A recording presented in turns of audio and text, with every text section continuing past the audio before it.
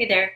I just wanted to make this other video to show you how I release. I said in another one that I have a lot of tightness here and due to a shoulder injury, and I think that this has really helped me with that shoulder injury, but also with probably my elbow injuries that I've been dealing with for a pretty long time. So um, if you're anything like me, you probably have dysfunction in all these places. And so for this particular technique, I'm going to use, this is a PVC pipe that's wrapped in tape. So I use the red tape because I thought it was prettier. But here's what I do. So firstly, if I am just lying here on the floor and I put my arms up over my head, and the side where I have a shoulder injury, I can feel a line of pain and tension that goes from about here-ish down all the way through here. And so to really get that area, I use this PVC pipe and like this, and I just roll on it.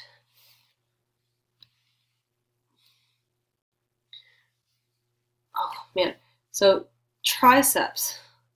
I know I have a ton of tension in the triceps, and I can feel, once again, as I mentioned in the last video, I can stick my fingers right next to this spot where I'm making the most contact with the pipe, and it is pulsing and it's twitching, and so what that tells me is that I'm in the right spot, and that I'm what's happening is that fascia is breaking apart, it's rehydrating. So the fascia is kind of like this network of little hoses almost.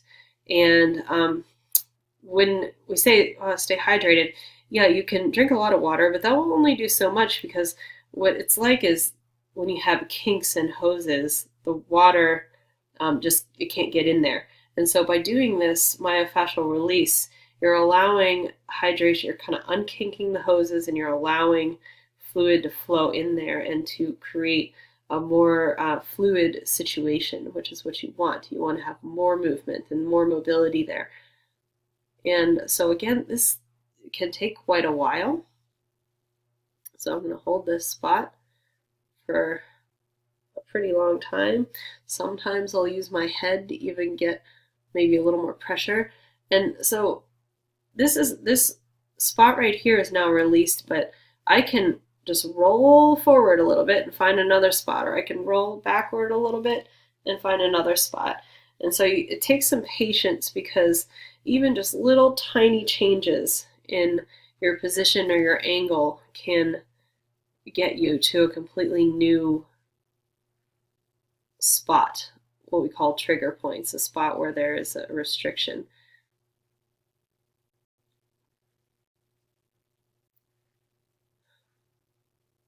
So what I try to do when I'm doing this is actually, I put on some nice relaxing music. Sometimes I'll listen to an audiobook or something like that and enrich my mind that way. But oftentimes I will actually just try to keep my mind in the practice and actually really think about visualizing all of that fascia breaking up and just visualizing it relaxing. And there is plenty of research to show that just, keeping that presence of mind and actually bringing your attention to that spot and bringing your intention to the practice that you're doing is going to ultimately help you a lot more than just going through the motions and then doing something else to kind of distract your mind at the same time.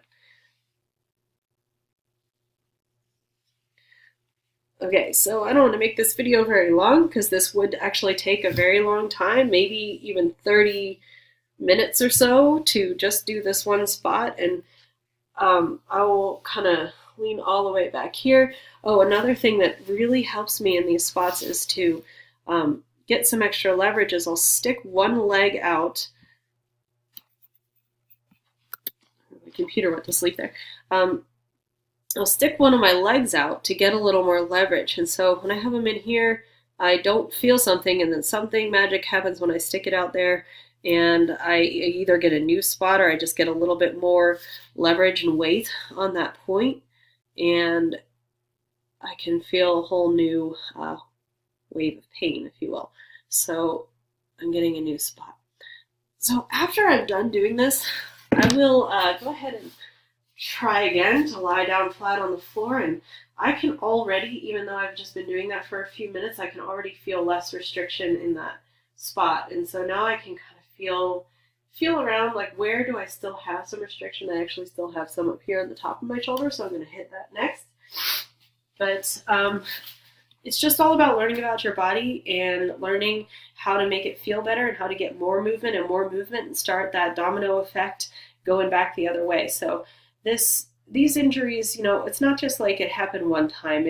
For the most people, it really was a buildup over time of patterns of postural habits and, maybe even emotions that are stored in the body.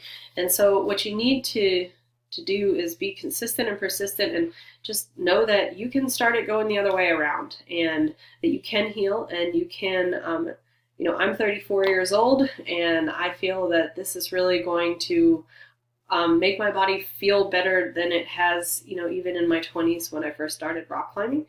And so there is always hope at any point to turn the train going back the other direction and to get stronger, because when we're injury free, then we can train the way we want to, and we can ultimately be stronger. And if you're a rock climber, you can be a better rock climber. And if you're some other kind of athlete or just a person who wants to feel good in their body, this can help you out. Well, so I hope that this was helpful to you. And if it was, or even if it wasn't, please leave me a message. I welcome all feedback, and have a good one.